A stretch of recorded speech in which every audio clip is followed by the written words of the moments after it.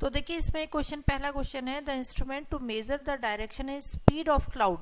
ठीक है, बादलों की दिशा और गति को जिससे नापा जाता है।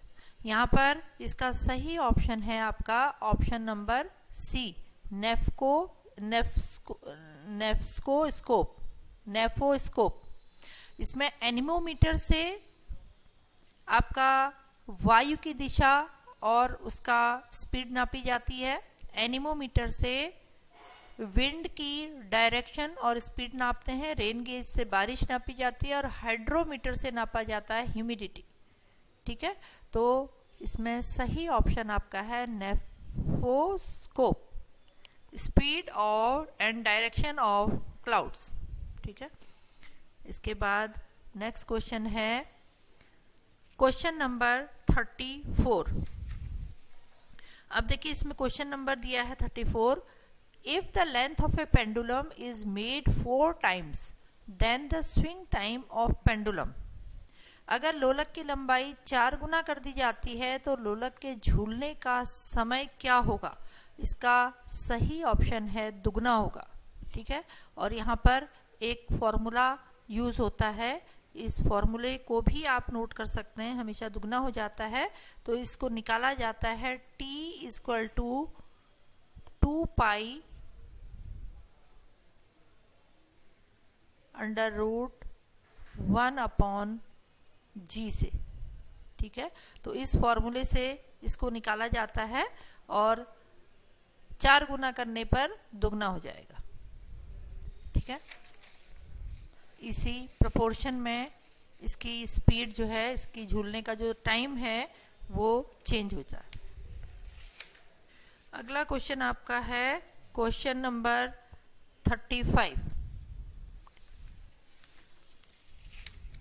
क्वेश्चन नंबर 35 में कहता है कि अगर कोई सामान्य पानी में अगर कोई अंडे को डाला जाए वो डूब जाता है, लेकिन अगर पानी में नमक मिला जाए तो क्या होगा? तो देखिए एक इसकी डेंसिटी को देखने के लिए एक टेस्ट भी आप कह सकते हैं कि अगर कोई पानी पूरी तरह से कोई अंडा अगर पूरी तरह से पानी में डूब रहा है, इसका मतलब उसका जो घनत्व है ये नॉर्मल है। जब अंडा खराब होता है तो वो हमेशा सामान्य पानी में तैरेगा, क्योंकि उसके अंदर के जो प्रोटीन्स हैं वो खराब हो जाएंगे तो उनका घनत्व कम हो जाएगा।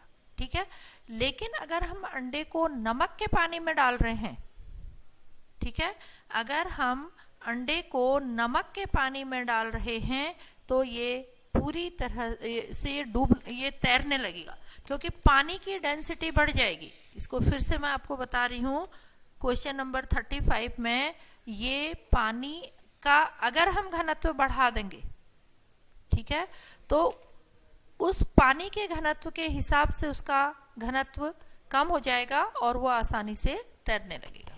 तो यहाँ पर आर्किमिडीज का सिद्धांत लागू होता है। ठीक है, जो कि फ्लोटिंग के लिए जो वहां पर नियम है वो यहाँ पर लागू होगा।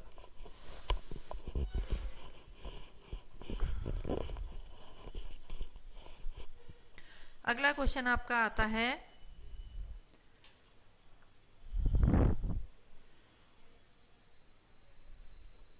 शीश कक्ष प्रक्रम।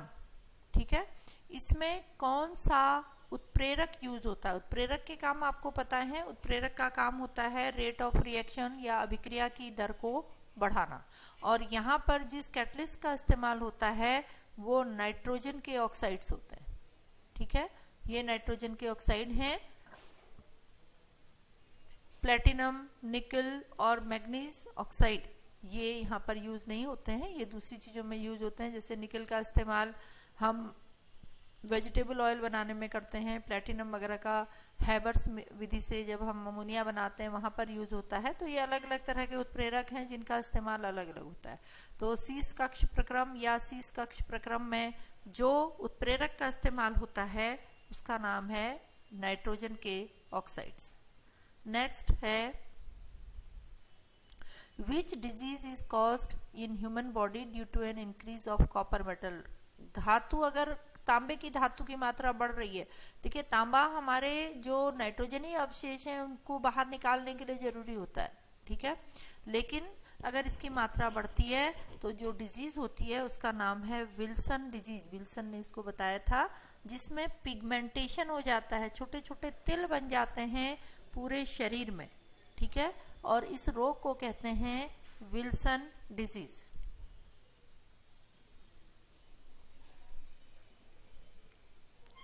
ठीक है।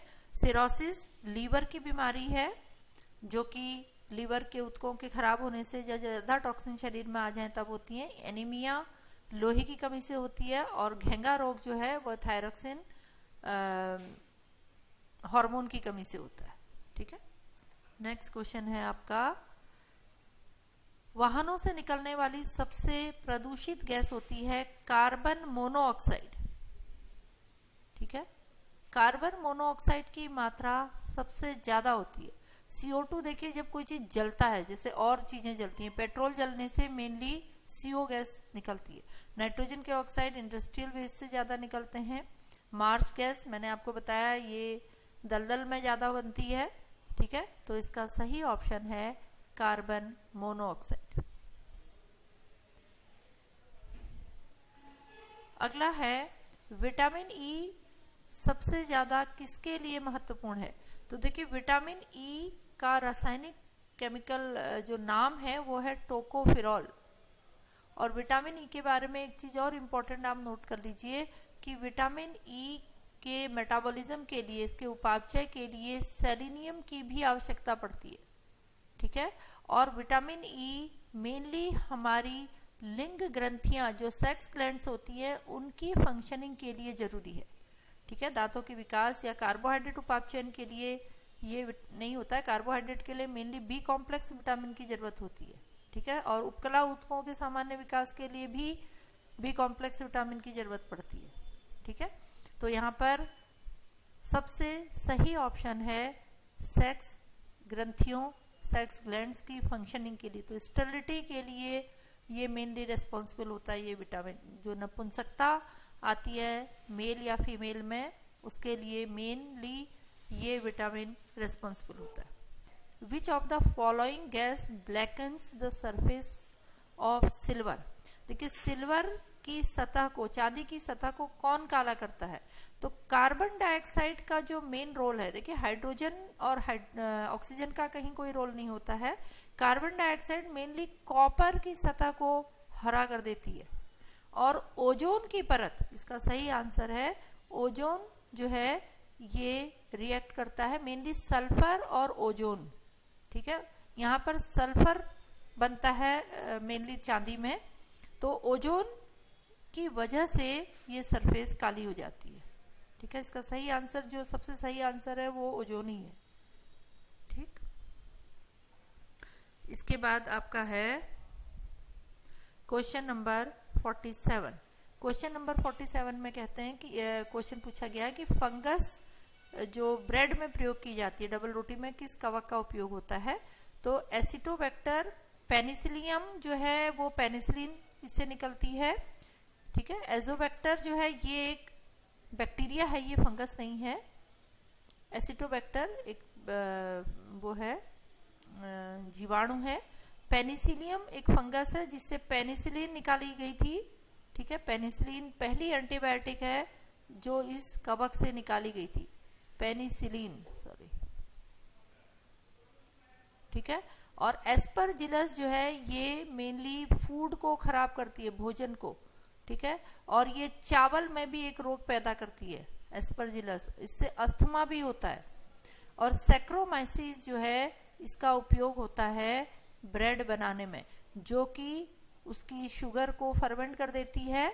तो सैक्रोमाइसिस फंगस का उपयोग होता है, ईस्ट की ही डेरिवेटिव है ये। नेक्स्ट क्वेश्चन है आपका क्वेश्चन नंबर 48। फूल गोभी का खाने वाला भाग कौन सा है? Edible part of cauliflower. तो देखिए, इसमें इसका पूरा इन्फ्लोरेसेंस, ठीक है, पुष्प क्रम, यानी कि जो गोभी का फूल हम खाते हैं वो पूरा, इन्फ्लोरेसेंस का मतलब होता है अरेंजमेंट ऑफ फ्लावर्स। ठीक है। एक शाखा में जो अरेंजमेंट होता है फूलों का, वो पूरे के पूरे फूलों का गुच्छा आप कह सकते हो, वो फल में बदल जाता है, जो कि हम फूल गोभी खाते हैं। इसमें एक सिंगल फ्लावर नहीं होता है, फ्रूट तो ये होता ही नहीं है और बड भी नहीं होती है। ठीक है, इसके बाद अगला क्वेश्चन है क्वेश्चन नंबर 49। क्वेश्चन नंबर 49 दिया नहीं है, मैं आपको बोल के बता देती हूँ। इसमें क्वेश्चन पूछा है इंडिपेंडेंट असॉर्टमेंट, स्वतंत्र अपव्यूहन। देखिए ये आपका मेंडल के नियम थे। मेंडल ने आनुवांशिकता के नियम दिए थे। आपको मालूम होगा कि मेंडल को आनुवांशिकता का जनक कहा जाता है। तो इसने जो नियम दिए थे वो था, पहला प्रभावी गुण का नियम था, लॉ ऑफ डोमिनेंस। दूसरा था लॉ ऑफ सेग्रीगेशन, ठीक है, इसका लक्षणों का पृथक होना। और तीसरा नियम था इंडिपेंडेंट असॉर्टमेंट, ठीक है, स्वतंत्र अपव्यूहन, जो ये कहता है कि माता और पिता के जो लक्षण हैं उसकी संतान में अलग अलग दिखाई देते हैं। ठीक है, तो इसका जो ऑप्शन सही ऑप्शन है वो है ए। इसका सही ऑप्शन है। स्वतंत्र अपव्यूहन का अभिप्राय एक माता पिता के लक्षणों का पृथक होना है। ये क्वेश्चन नंबर 49 है आपका 27वां, कि 1924 में ब्रिटिश से ये मांग की गई भारतीय संविधान के निर्माण में संविधान का गठन किया जाए। तो इसका ऑप्शन होगा, किसने की थी? मोतीलाल नेहरू, जवाहरलाल नेहरू के फादर ने। तो इसका आंसर हो जाएगा सी पार्ट। ये फादर ऑफ जवाहरलाल नेहरू थे। 1924 में की गई थी। ठीक है, मकर रेखा निम्नलिखित में से किन से देशों से होकर नहीं जाती है? तो ये 28 क्वेश्चन है। तो इसमें साउथ अफ्रीका से नीचे होकर जाती है। ठीक है, मैप देखने की ज़रूरत बहुत ज़्यादा है। फिलीपींस थोड़ा नॉर्थ में पड़ जाता है, तो इसका आंसर डी पार्ट हो जाएगा। अर्जेंटीना और चिली सब एक ही ट्रॉपिक ऑफ कैंसर में आते हैं। ठीक है, ट्रॉपिक ऑफ कैप्रिकॉर्न में, सॉरी। ठीक है, पहाड़ी कटियार एलोरा की विशेषता, कैलाश मंदिर का निर्माण किया था किसने? तो इसका 29 का हो जाएगा बी पार्ट ने, राष्ट्रकूट ने। ओके, फिर भारत में किस फल की कृषि का सर्वाधिक क्षेत्रफल है? तो 38 का आंसर हो जाएगा बी, आम का। ओके, फिर सार्वजनिक वितरण प्रणाली का लक्ष्य क्या है? 31 का। तो इसमें गरीबों को मतलब खाना देना, जमाखोरी, कालोजी बजाई। तो इसमें सारे ऑप्शन सही हैं, लास्ट पार्ट हो जाएगा। ग्रेशम का नियम लिखित में से किसने, ग्रेशम लॉ किससे रिलेटेड है? 33। इसको याद करने का तरीका है, सप्लाई ऑफ मनी, पैसे से रिलेटेड है। ग्रेशम ने पैसे, तो इसका आंसर हो जाएगा सी। 37 का, national development council is force to oversee and coordinate planning commission. ठीक है, planning commission is an expert entity which does not contain the representative of state. तो 37 का क्या हो जाएगा? ए। ये इसका करेक्ट रीजन है और एक्सप्लेनेशन भी है। ठीक है, किस देशों को वनों का देश कहा जाता है? वन मतलब फॉरेस्ट सबसे ज़्यादा कहाँ पे हैं? कोई आइडिया? कॉन्गो, तो इसको लास्ट कहा जाएगा। ठीक है, कॉन्गो। ठीक है, गुजरात विजय की याद में अकबर ने किसका निर्माण करवाया था? बुलंद दरवाज़ा। आपने सुना होगा, बड़ा इमाम बाड़ा यहाँ पे है, जामा लखनऊ में, जामा मस्जिद दिल्ली में है, सिद्दी बशीर। तो ये सब तो इस स्टेट में है ही नहीं ना, बुलंद दरवाजे का करवाया था। ठीक है, राज्यपाल के पद की गोपनीयता की शपथ कौन दिलाता है? कि राज्यपाल है, तो उसका chief justice of high court का करता है। ठीक है, राष्ट्रपति या उपराष्ट्रपति मत लिख देना, तो इसका हाई कोर्ट होगा। ठीक है, 42। 1925 में सरकार द्वारा गठित भारतीय आर्थिक जांच समिति के अध्यक्ष कौन थे? तो किसी को आइडिया है कि कौन था? एम विश्वेश्वरैया थे। ठीक है, एनी मर्चेंट ये कुछ था नहीं, टीसी गोस्वामी नहीं थे, पी वाडिया नहीं थे, एम विश्वेश्वरैया थे। ठीक है, the x of free hanging magnetic needle make an angle with the geographical views. 45 का क्या होगा? सी पार्ट होगा, 18 डिग्री। इंडिपेंडेंट असॉर्टमेंट क्या है 49 का? Isolated symptoms of parents. ठीक है, स्वतंत्र अपव्यूहन का अभिप्राय एक माता पिता के लक्षणों का अलग अलग होना। ठीक है, who is the current president of Brazil? ये बहुत बार क्वेश्चन पूछा गया है, तो इसका है मिशेल टीमेर है ना। फिर उससे पहले थी डिल्मा राउफल्स, उनको हटा दिया। ठीक है।